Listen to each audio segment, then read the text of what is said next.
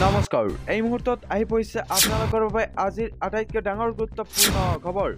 গৰমৰ বন্ধক লৈ আহিছে এটা ডাঙৰ গুৰুত্বপূৰ্ণ খবৰ উৎকট গৰমৰ বাবে এইবাৰ আগুৱাই দিয়া হৈছে গৰমৰ বন্ধ অবিশেষ খবৰ সৈতে জানিব পাৰিব এই ভিডিঅ'টোৰ মাধ্যমত গতিকে ভিডিঅ'টো অলপ স্কিপ নকৰাকৈ সম্পূৰ্ণ শেষলৈকে চাব আৰু যদি চেনেলটোত নতুনকৈ আহিছে তেন্তে চেনেলটো সাবস্ক্ৰাইব কৰাৰ লগতে ভিডিঅ'টোত এটা লাইক আৰু এটা শ্বেয়াৰ কৰি দিব তেন্তে আহক বন্ধু বান্ধৱীসকল আজিৰ খবৰকেইটা আৰম্ভ কৰক উৎকট গৰমৰ বাবে আগুৱাই দিয়া হল গৰম বন্ধ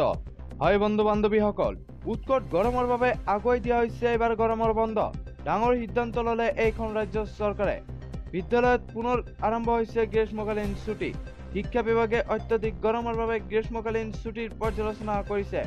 বিদ্যালয়সমূহত পুনৰ আৰম্ভ হৈছে গ্ৰীষ্মকালীন ছুটি শিক্ষা বিভাগে অত্যাধিক গৰমৰ বাবে গ্ৰীষ্মকালীন ছুটিৰ পৰ্যালোচনা কৰিছে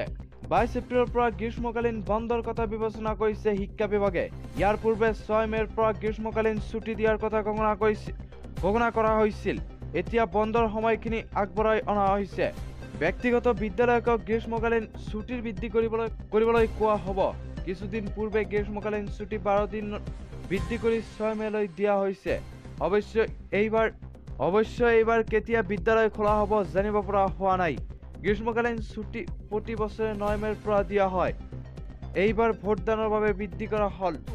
কিন্তু গ্ৰীষ্মকালীন ছুটি পুনৰ আগুৱাই অনা হৈছে 22 এপ্ৰিলৰ পৰা প্ৰাথমিক মাধ্যমিক আৰু উচ্চতৰ মাধ্যমিক বিদ্যালয়ত ছুটি 19 26 আৰু 7 মে 13 মে 20 25 আৰু 1 জুনত ৰাজ্যত 42খন লোকসভা আসনৰ বাবে 7টা পৰ্যায়ত নিৰ্বাচন অনুষ্ঠিত হ'ব পশ্চিমবংগ শিক্ষা বিভাগে লৈছে এই ডাঙৰ সিদ্ধান্ত ইতিমধ্যে উৎকট গৰমে ধৰিছে ৰাজ্যখনক